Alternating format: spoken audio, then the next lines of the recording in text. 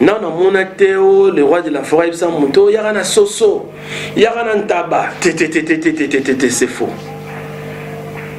Depuis la maison mère, depuis 2008, si le lot 2018, ça fait 10 ans. Donc, on a que Zénith, on a que Stade de France, on a que grands événements, tout ça en loge, parce que les musiciens sont bêtes. On a un journaliste, peut-être, non, c'est préparé le roi de la forêt, non, on a le roi de la forêt, Simbi Chapelle, Moroboé, toi, et comment Moroboé, peut ça y succès, peut ça y pouvoir. Avant le roi de la forêt, on a un podium à Sambela. Je jure, je dis au nom de Dieu.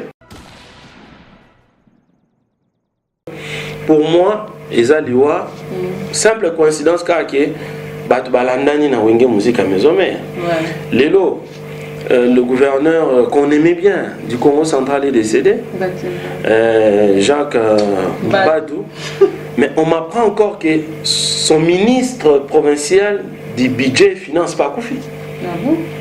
Parce que donc, ils ont une coïncidence.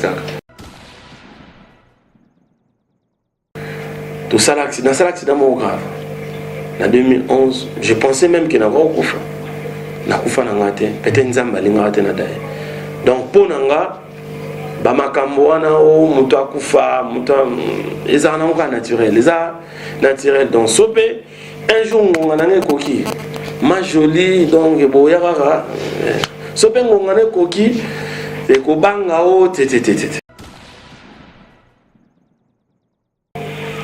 Donc, si on parle de fétichisme dans la musique à maison mère, moi, je ne croirais jamais en ça parce que naturellement on vit en honte.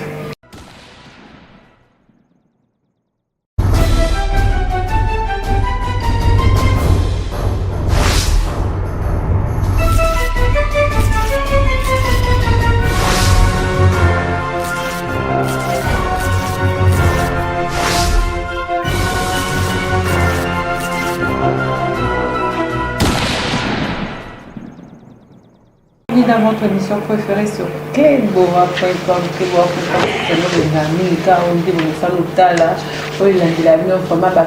plus d'actualité, c'est par rapport à Split. Lui, c'est un message à mon mais à Watoye, tout split, ma casse, tu comprends. La comprendre, maman invité dans le lot, pourquoi ça la peine, mais là, ça fait un. Mais avant de commencer, toujours j'ai l'habitude de faire mes gros bisous à celle qu'on appelle Putu Mangaya, moi ça fait mes boss, l'aide, comme grâce à tes sens de la nation pour tomber dans mon poste. Merci à toi, Herman encore, le garçon Slim, mon cordon. Donc, on est quoi, Zalté, sensibiliser, c'est ce qu'on appelle Jolie Atala, mon papa d'amour, mon Londres, solo, partout, Zali, vraiment, t'as qu'à chérir un os, pour le coup, vraiment, ça dit, gros bisous. Mais aujourd'hui, je vais recevoir pour vous Trésor Lumière. Vous sentez que partout, il y a des lumières. Par rapport à parler, Trésor, par rapport à mon encore, c'est bon. Mais avant de commencer, je vais aller dire bonjour à mon invité. Bonjour, Trésor. Ouais. Bonjour, maman Jolie. Donc, Malobi Klebora. Klebora deux fois de la nation. Où met la quoi? Oui, bien avant d'abandonner l'émission, les gars félicité parce que par rapport à mon nom, par rapport à l'obé, maintenant parler c'est bon cordon, t'as un cordon côté. C'est bon, félicitations. Bon, au Monique, ils ont un membre, donc quand tu veux te faire beau à la télévision, dans mon Trésor Lumière, mon garçon, mon il y a moins bien, alors il faut que place aux là, place pour aux fanda et correspondre à Oyozali. Oui, parce que ça va te faire béni,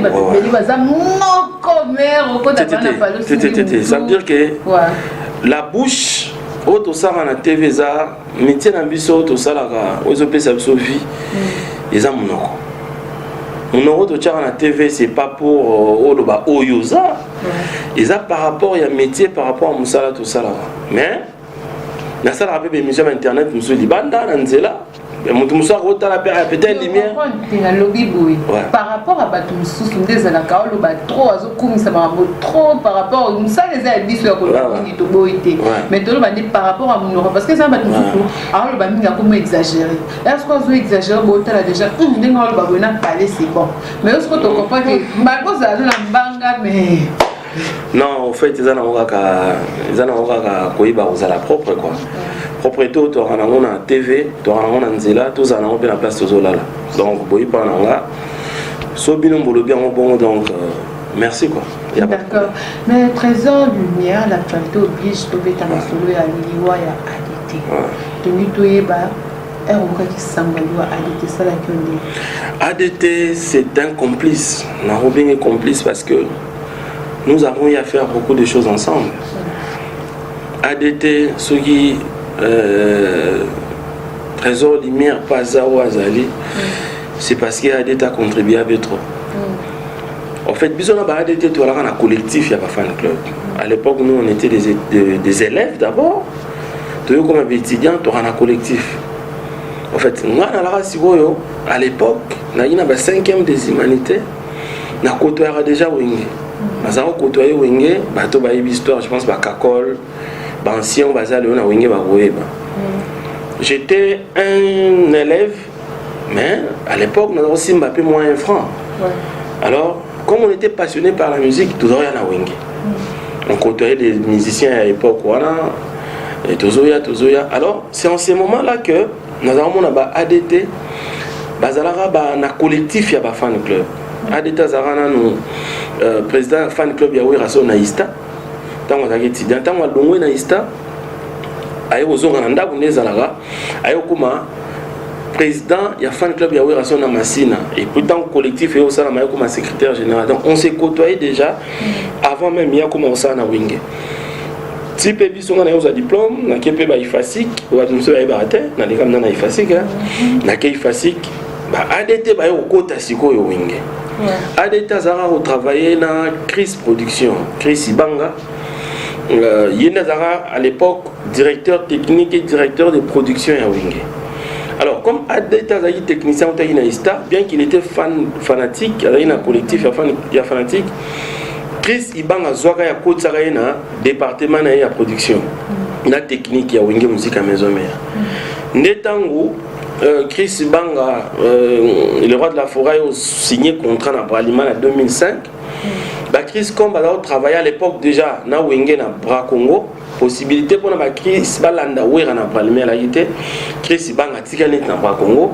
Allez, c'est alors ndé le roi de la forêt ko ah moko pas travailler na Chris aza.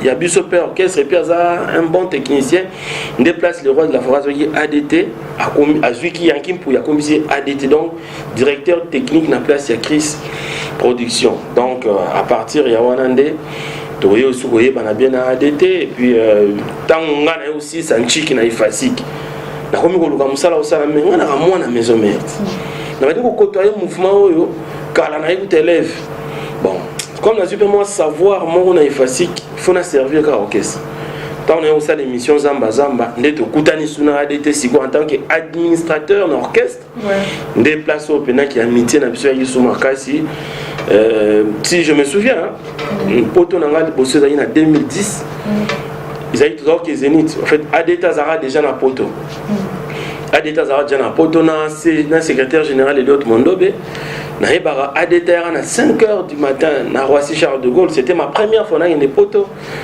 ADT mutayara ozwanga yankim mutayara ozwanga toke et panae to déjeuner et puis na a représenté un garçon Dali Monka.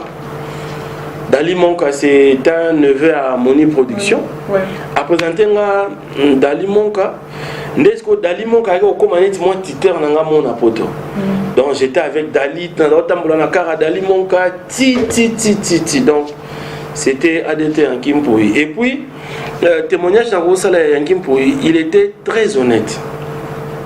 Yankim Pouy, période moko épopée à Grévy Fouti la matite Aliebo, tout ça. Grévy poitine de la Moutumbon on a Wenge. Donc il a eu les gars pas ADT Yankim Pouy.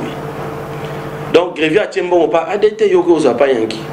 Alors chaque fois dans un zombon il y a Grévy pas Yanki, à ta $10 à Zaro Longolate.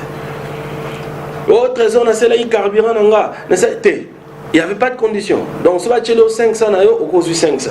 Si vous avez 1000, on reçoit 1000 pas à ADT. Donc, c'est un garçon très loyal, très honnête. C'est un témoignage que je garde de lui. Et puis, so ezana moto alingaki wera sincèrement c'est Yanki Mpouy. Yanki Mpouy botonga na wera te. Je dis ça sincèrement. Yanki Mpouy botonga na wera te. Atika jamais kotonga wera na moto même na orchestre. Na éviter so ezana moto na winge musique à maison mère albaga attend atonga président wera sona Yanki. Donc il aimait wera. Il était un vrai fanatique de Wera et il a servi Wera loyalement, légalement. Donc ça c'est les témoignages forts que je peux faire de Yanki Mpouy. Bon souvenir, madame Souvenir. Bon souvenir, Yanki Mpouy, na bete limno mambela na sangsaki. Yanki Mpouy, je garde de bons souvenirs yaé. Na ça fête morawa, pas na boya parce que na oumelia. Donc na ça fête mon na cour na ngana. Ça en fait 5e anniversaire à Zambazambe coïncide avec la collation des grades académiques. Il y a petit frère Nangomo Yasuka Diego Mugola digital. Alors Bayanki Bayaka Banus Bayaka Yanki a dit ah trésor. Petit frère Azui Assisi Nchik T. Il faut honorer. Wanakutana va fête. Il faut ça là une grande fête. J'avais fait une très grande fête. Monsieur Moussoupe Balongo orchestre Balaka. Et Yanki Mpouy a tellement fait ça bien à trésor. Tu as fait ce que je t'avais dit. Et tu vois qu'enveloppe, appelé ça petit frère. Donc, il était avec moi. Et puis, chaque fois quand il y avait des petits soucis, quand il y avait des petits problèmes avec le roi de la forêt, c'est Yanki Mpouy qui a dit trésor, et puis qu'il toi, tout ça, bandeko. Parce qu'il y a un tabandundu, et Yanki chaque fois me disait que trésor, toi, bandeko, na rolinga passe, moye la haute, na winge musique à maison mère. Na yoki sa momo faux, que mon apprise, sur sala qui on s'excuser, sur pesari bongote, on se justifier par le président, qu'ils arrivent de chaque fois, il ne voulait pas que n'a soit pas si moroboye ou déranger Moussa. Donc c'est quelqu'un qui m'accompagnait dans Moussa. Et puis na Zamba, il était parmi mes grands invités. Donc Yanki a des cas mingi dans l'émission Zamba. En fait, il était ADT, mais des fois il faisait office aussi de porte-parole. Donc je garde beaucoup de souvenirs de Yanki Mpouy. Dis-moi un peu, ni avons remarqué Mikolo la maison mère parce que Bisso, personnellement, a remarqué que non, il y a trop de monde, Koufi, Kuna, Longo, et finalement on dirait orchestre ils ont bougé. Non, orchestre ils ont bougé. Orchestre ils ont bougé. Wenge musique à maison mère, tout ça peut-être n'a plus de 80 employés. Orchestre ils ont mon aîné. Le secteur PZBL. Kolongwana nous coûte la musique parce que peut-être il y a maison mère Boucha en Oka pour un grand mouvement. Mais l'orchestre belé il y a ça. Kolongweza na ngelo ya chaque jour on a tout bêta sur le soloté. Mais peut-être le mort au Koufa. Moi je vais parler de simples coïncidences. Tout attribué à mon na moutouté. Moi tous ces gens qui font des propos qui moutou allié moutou na mon André Batouana bazolinga ba défier Nzambe. Toko défier Nzambe. Parce que ko bota mana ko kufa eza mama Nzambe. Ngai atakisi ni niveau kisi na nango. Na ole ka pouvoir Nzambe te. So ngana bina lia yo joli, so Nzamba bike o kufate. Donc ça veut dire que la mort c'est un mystère naturel. Comme toi joli, comme moi un jour ou l'autre. Nous serons appelés à mourir. Mais quand on commence à attribuer des morts, pas à bateau, moi, Nazarapena, partisan à Mahamboanate. Et puis ce que je peux encore dire, c'est que Yanki Mpouy, il était un peu malade, depuis un certain moment. Sauf que, alors qu'il est d'ailleurs, ça il va comme un kilo parce qu'il y avait des spéculations autour de sa maladie. Belaki, Abelaine Mounio Sazara.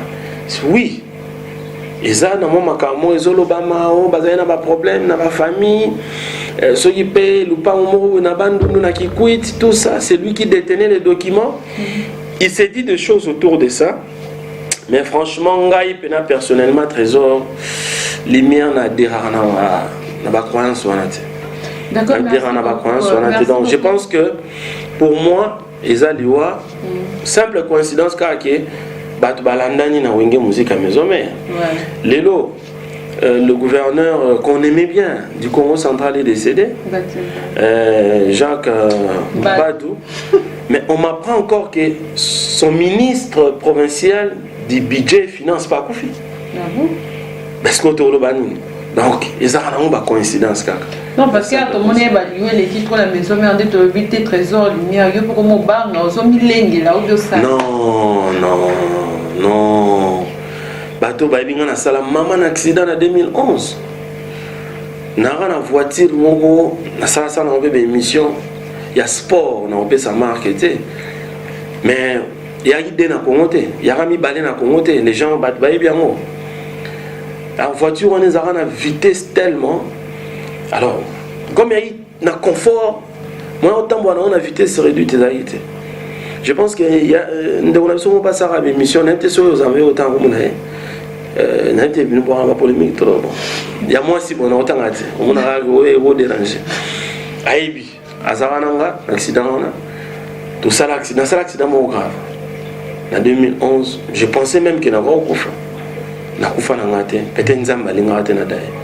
Donc pour nanga ba makambo wana o muto akufa muto ezana ko naturel donc sopé un jour ngona ne koki ma jolie donc boya kaka sopé ngona ne koki e ko banga o tete ah il y a des sons ngona ne koki biso to e sons ngona ne koki ko banga yo boya te. Non, dans le sens que ça peut arriver à n'importe quel moment. Si une zamba a décidé au Koufa. Si une zamba a était faux, si Manzete net Mandela, aussi Manzete za font D'accord, Trésor Lumière, merci beaucoup pour la réponse. Mais là, vous mettez les solos et à l'Iwa, le bic et notre bangate, l'Iwa, Zama Kambo, Nzambe, Doatana, Kisinde, Nini, Naokoma, so une zamba boy qui nous parle en Koufate, en Koufate. Parlons un peu, quand on continue la discussion à Maison Mère, les Nani musiciens à Binomoko, à Bauto et Mbé l'émission, ça la émission Moué. Mission nationale. Kakol, papi Kakol. Parce que mon côté, on va combo. Non, vas-y, il n'y a pas de problème. Ouais. À l'obino de 1, famille, il y a ADT, nous allons ADT de 1. Et puis de 2, à l'obino, la Maison Mère, Babundisaka, Bato, Bazala, Nani, na étoile. Neti, Azana étoile. Banane babundisa.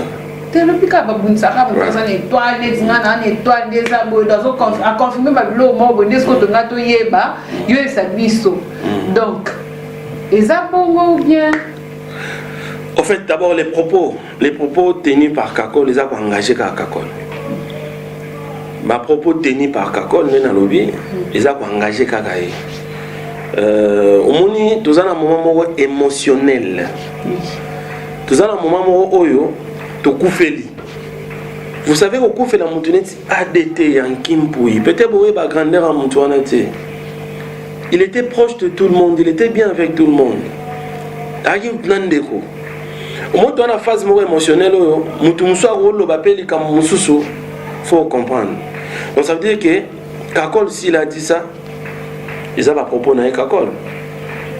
Dans le but de Kakol a le but yangonde car il cause la réalité to yangonde c'est faux mais Kakol a le but pas problème pas propos mais moi on a rôle bizarre que malgré tout ce qui était en train de des familles qui boyer nga personnellement on adhéré vision en athée on a nga zara liwa et ça mort ça peut arriver à tout le monde ko lo bana wenge ba takaka bateau bana étoile bon en tout cas faut na la vidéo on a bana sens ni le bela kiamo na sens ni banani ba takaka est-ce que c'est la famille ya mutu tonini mais faut na ba sens nini oh c'est bon dans le bela yelo wana pour na meka ko analyser les informations pesinga mais faut na bana contexte nini le bayon ke ba takaka étoile mais moi je pense que la maison mère depuis ngana la maison mère ça fait 10 ans que j'ai fait Zamba Zamba. Surtout le moment où tu tapes, on a côtoyé Wenge. Non, mon athéo, le roi de la forêt, il y a un soso, il y a un tabac. C'est faux. Depuis la maison mère, depuis 2008. Si le lot 2018, ça fait 10 ans. Donc, on a que Zénith, on a que Stade de France. Dans les grands événements, tout ça en loge, parce que les musiciens sont bêtes. Moi, un journaliste, peut-être, non, c'est préparé le roi de la forêt, dans le Matsaé. Non, on a le roi de la forêt, Simbi Chapelé, Moroboé. Toi, et comment Moroboé, peut ça y succès, peut ça y pouvoir. Dans mon amote. Avant le roi de la forêt, on a un podium à Sambela. Je jure, je dis au nom de Dieu. Ah oui. Moi, je suis le fils d'un pasteur. Le roi de la forêt semble avant qu'il n'y ait pas grands événements. Naturellement, on a conditionnalité pour mon avion, pour ça. Parmi les journalistes au Congo, on a signé le plus grand contrat pendant 6 ans. J'ai gagné ce que j'ai gagné dans le Maté. Mais ils ont une condition pour nos besoins. Donc, si on parle de fétichisme dans la musique à maison mère, moi, je ne croirais jamais en ça parce que on vit en route. Sincèrement. Présent Lumière, ça fait au moins 10 ans que tu travailles avec le président Werason. Ni a apporté là dans le musique à maison. Binonde bolo bato bazotalande bato mais on a l'objet que idéologie na ya nango déjà idéologie déjà et on a l'objet déjà idéologie recevée et puis conception et émission que au ça l'émission le la musicien ça n'a jamais existé bilo on a bolo bela ngote bon c'est là jour mon nom la lia bon témoigner Dieu ala bien ça ça l'émission créer boule mais faut le bela aussi idéologie on a le la mutu parce que même les pasteurs kalaï mon a Denis les siemo alegi na te 20 000 bela au mon a pasteur moi mileki na te 20 000 bela mais ko lobe la mutu hein ko ça l'émission na gloire ya mutu na succès ya mutu nogo muta créer Nogo m'a créé en haut donc Trésor Lumière m'a créé en haut donc moi je pense que un jour il faut témoigner donc concept tu on a déjà conception on a déjà Zamba Kolobela le roi de la forêt oui Werason a un succès mais moi aussi j'ai apporté ma pierre à l'édifice conception Zamba il y a mon président apporté là on est mais oui mes hommes apporté la bien parce que vous avez dit que le président aura cabareté mais tu as tout le monde que non ça bon oui cabareté n'invité papa ndolanga kitio filmer kitio zomona oyo ezaki kitya kisasa te ezaki ménager kisasa te zomona ezaki kitya ménager kisasa te donc ça veut dire que soki wera cabareté yoma tonga tolo balelo donc soki wera cabareté beaucoup mon vie au bon pas dans la tête beaucoup mon petite vie au parce que ce n'est pas une grande vie mais c'est une petite vie mais beaucoup mon en côté si wera ne donne pas les opportunités soki wera font là bat va porter beaucoup mon amambonyo sauter donc ça veut dire que ce sont des propos au bat tenara mais le roi de la forêt le barelo au moko ye aza afula atalate wera aza afula atalate tant que tu bagaza full à la tête, donc ça veut dire que lui il te donne les succès. Yomo siko yeba que voilà ça wenge, ça c'est l'idéologie de wenge. Wenge ça veut dire que ba ola soko péché, yomo on est soko péché soit mbisi. Wenge ba pesa mutu mbisité. Donc le roi de la forêt a accepté au péché, wera a pesi biso opportunité belé. On a voyagé dans la forme, on a voyagé en avion, on a voyagé en train, on a voyagé en bateau. Ça c'est Werason. Nazal le trésor lumière dans les Karananzela inaperçuté. C'est Werason. Je suis connu sur une émission de l'Oboé. C'est grâce à Werason. Qu'est-ce qu'on doit à ces messieurs? Il a tout fait pour nous. Alors, tu rompes la phase de maturité. On a pas d'ami badi chez nga fona kesenga mbongo wenze pas werate parce que Werason tu as mon salaire au commissaire star et au commissaire célèbre. Et la suite, c'est moi-même, mon fona bunda. Donc, Wera nous a apporté tous. Bakignon sur les gars dans Wenge Maison Mère. N'a pas longwa. Wera m'a pesi biso lumière. Wera m'a pesi biso makambo. Nous devons être reconnaissants toute notre vie. Voilà. Merci beaucoup, merci Trésor Lumière.